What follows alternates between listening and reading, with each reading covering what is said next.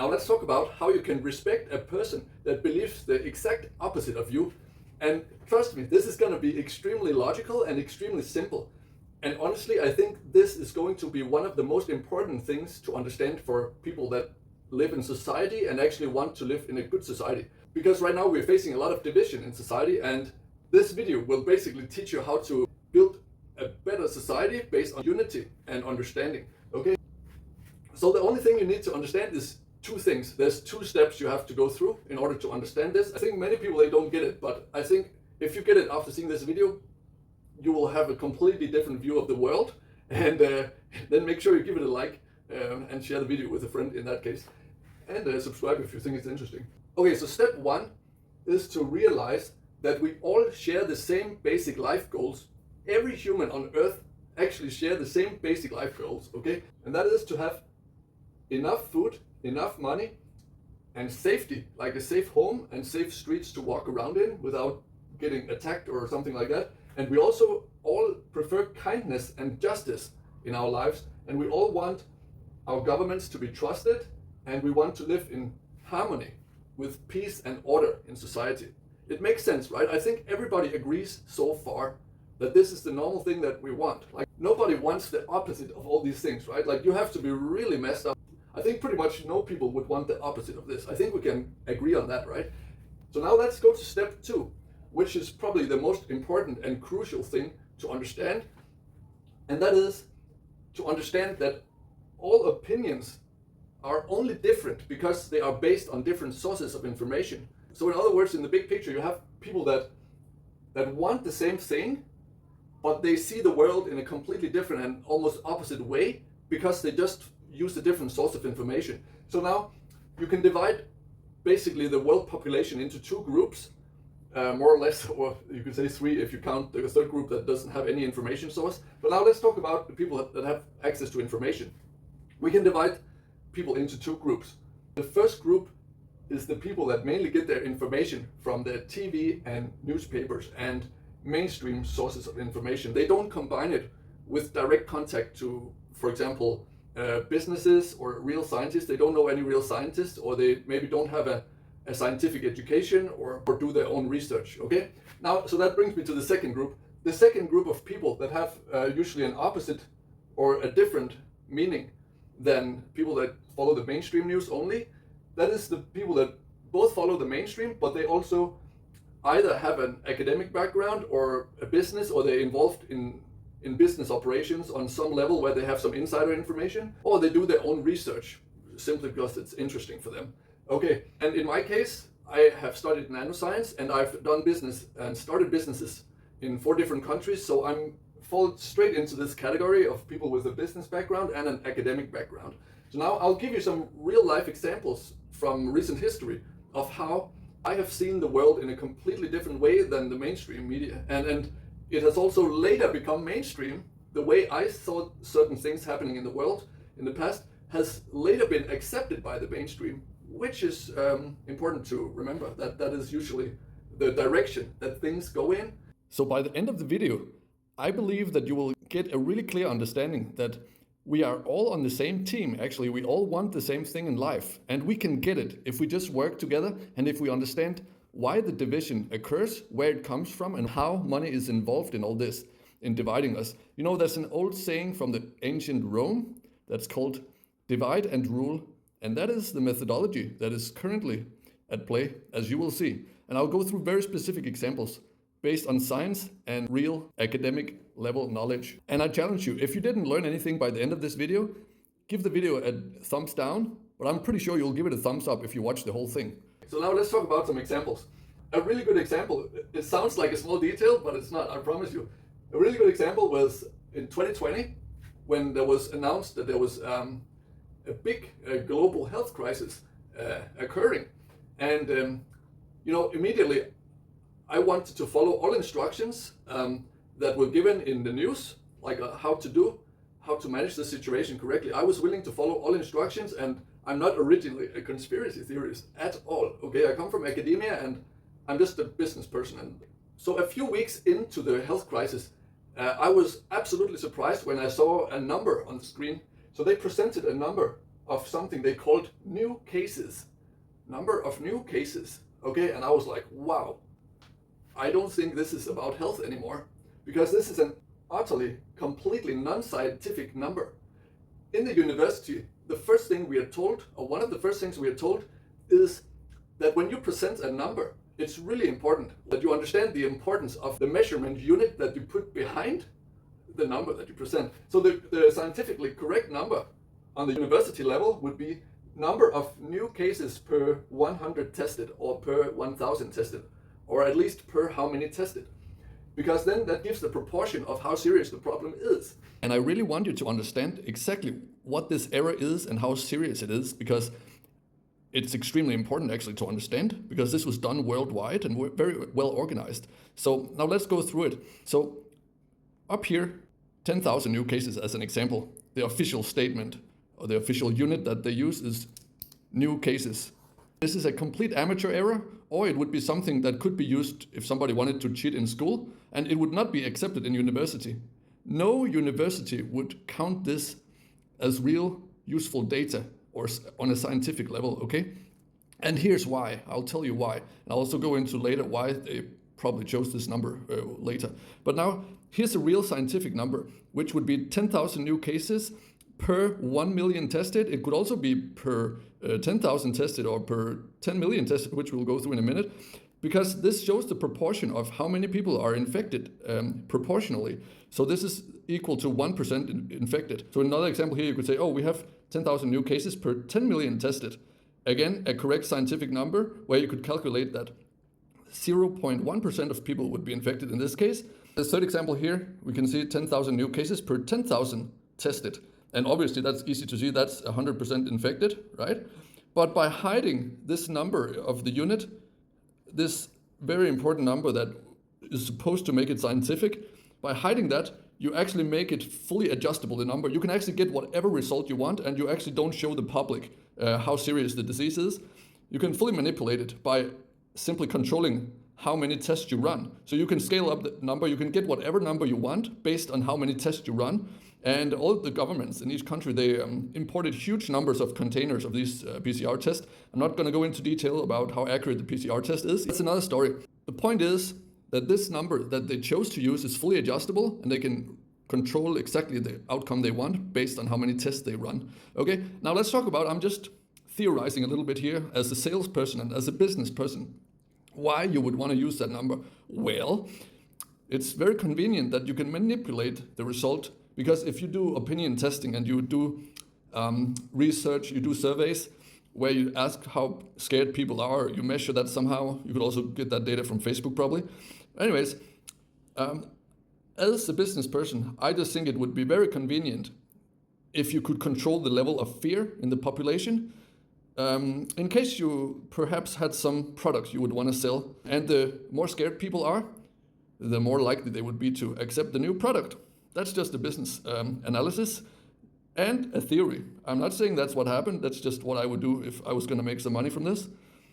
And I want to make another thing clear about selling these products, that I'm not against vaccines. I have had several vaccines, okay? And I even spoke to people in the Danish universities that has been working on developing vaccines for their whole life and invested their whole life in how to do it safely. They also were very skeptical and in shock of how this was managed, and they were vocal about it on their own social media. I'll put a screenshot of the specific leading Danish vaccine developer and researcher on the screen here. It's pretty simple, because if you want to have a 5-year safety profile of a product, you need to test it for 5 years to figure out what happens after 5 years of using the product. You can't just guess that or estimate it or somehow using magic. Unless you have a time machine, you cannot get this data anyway unless you have a time machine, okay? That's why it takes a long time to develop safe products, because biology is extremely complex and there's a lot of variables that you just can't guess, especially if it's a new technology. So that was the first thing, okay? It's very basic mathematics. Now let's go to the next one. It was then later said in the news that the health crisis occurred because of natural origins. It was something that occurred naturally. But then I started to read more news and news sources. Then I found a Norwegian newspaper that published a research paper by actually Norwegian military scientists that were able to isolate 12 mutations on the genetic base pairs in a row, and that is absolutely unlikely that can happen. And a Nobel Prize winning scientist from France, he made the same conclusion, that it's like having a deck of cards and having it completely ordered, all the cards from 1 to 13 in each color, completely ordered, and then expecting you can shuffle the cards and then having them return to the same order. That's not how statistics works, my friends. So genetic mutations, they will only happen one base pair at a time, completely random location in general, but not in a row like 1, 2, 3, 4, 5, 6, 7, up to 12 genetic base pairs that got mutated coincidentally at the same time. No way, okay? But that was then also later proved in mainstream science when the New York Post, and they found money trails of, I'll put it on the screen here. You can click pause and read it. Anyways, let's continue. Then there was lockdowns. So the mainstream narrative of how to handle the situation was like severe, strict lockdowns and the rest. But in the real academic world, actually what you probably don't know is that the leading scientists and the leading epidemiologists from both Stanford, Oxford, and Harvard University, literally the leading universities and institutions in the world, they went together and signed the Great Barrington Declaration, and they declared this is an absolutely wrong way of handling it, the way it was handled globally, and very well coordinated, by the way, surprisingly well coordinated. They came together and signed this declaration that it was handled the wrong way, based on what we know about the science of epidemics. When Elon Musk bought Twitter, and then he published the Twitter files, which then showed that they had artificially removed the information posted by these scientists to the general public, to serve the general public, to serve you as a citizen. So you didn't get the truth, you didn't get the treatment that you deserve as a citizen because of this. Let's change the subject a little bit to another example. Mainstream media, they have been very excited about supporting wars, a very specific war, as you probably know. And they have done it to such a degree, where they just repeat, that we have to keep sending money, we have to keep the war going. Instead of doing the obvious, why not use those hundreds of billions of dollars to push a peace deal through?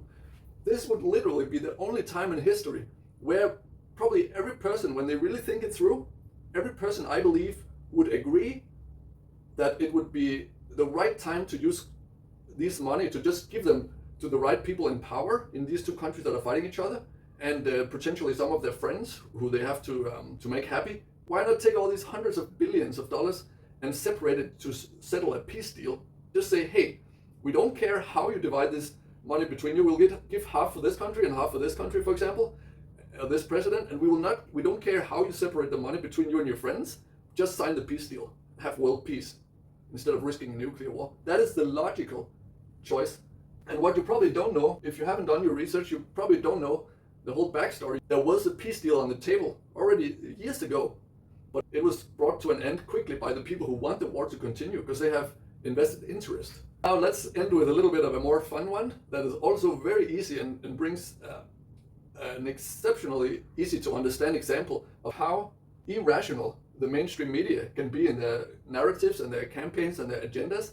And that is, the mainstream media says that you are not supposed to be able to tell the biological difference between a boy and a girl. And in fact, you can already go to jail in the UK now if you say this publicly online. And I think more than 99.999% of people are fully capable of giving a biological explanation of what the difference between a man and a woman is. And that's a nice place to end this conversation, I think, because that way we end up agreeing. Even though we have been disagreeing about these things, we will end up agreeing, I think, about this last one that I brought up. That is one of the most incredible narratives that the mainstream media has had the nerve, and I think it's, you could say, the audacity to try to follow through with. I still almost can't believe it. It's unbelievable. But anyways, now finally I want to give you the tool. If you are a person that normally just get your information from the mainstream media or your TV or the newspaper, the tool is to ask what industry has money involved in this current narrative or this situation that you're trying to understand. try to just ask yourself for a second, okay, which industry is invested financially in this situation? And then you will usually get pointed in the right direction of who wants the situation to continue as it does. So in other words, follow the money. It's a good old little saying. Another thing you can also keep in mind is that all information distribution sources, such as all news outlets, they have funding. They get money from somewhere. And I will give you a little quiz. So the quiz is, which person has invested in the previously mentioned health crisis that also has a foundation that has invested in the products that made money, but also has invested a huge amount of money in news media outlets? Who's that person? You can think about it. Little quiz. And then I also want to remind you that even all scientific studies, they have funding. Remember, I come from the university. Usually, if you have to do a research study, you have to ask for funding. And sometimes that funding comes not directly from the university, but it comes from a big company. And then, you guessed it right, that company might be interested in getting a certain outcome of the research. And then, when the research is done with that certain outcome, it is very easy to design research where you cherry pick a little bit and design a little bit, so you point things in the right direction, tweak a few parameters here and there, and then that research study will end in the news media, and then whoop-de-doopty, you have a whole population that wrongly believes in the wrong thing. So I hope this helped you understand how to bring more unity, how to learn to respect a person that believes the absolute opposite of you, because actually they have the same goals for life as you, and I think also most of the same values, except maybe the people on this side, they need to be more skeptical and critical of the information sources. That's like one value you need to adjust, is be more critical and skeptical and believe more in yourself, because that's what characterizes business people and academics that are paid to think for themselves and understand things by themselves. You need to practice individual thinking if you want to understand it. But then the beauty of the whole thing is that if you understand this whole dynamic of information sources and we actually share the same goals, then you get a tremendous amount of peace of mind, and you actually don't end up being frustrated with the world to the same degree, because you know that we are all on the same team. It's absolutely beautiful to realize this, that all people actually want the same thing, but there's a few little greedy fellas that have organized things so well that they end up in a position where they can control all this and control the narrative. Okay, pretty simple, pretty basic. Sorry for the long explanation, but as you can see and imagine, this is super important for the world situation right now. Yeah, so next time you meet a person that has a completely different opinion than you, try to think about that this person might actually be exactly like you, but just with a different information source. We still want to build the same good world and live in a good world together. And if you want to know why this whole division crisis has been engineered and by who and why, check the link in the description. I made an in-depth video about that. If we want to achieve enough food for everybody, enough money, safety, kindness, justice, trusted governments, live in harmony and live in peace and order together. So if you like this video, make sure you give it a like. In any case, thank you for watching and consider sharing it with a friend. And remember to subscribe. Again, thank you for watching if you watched so far.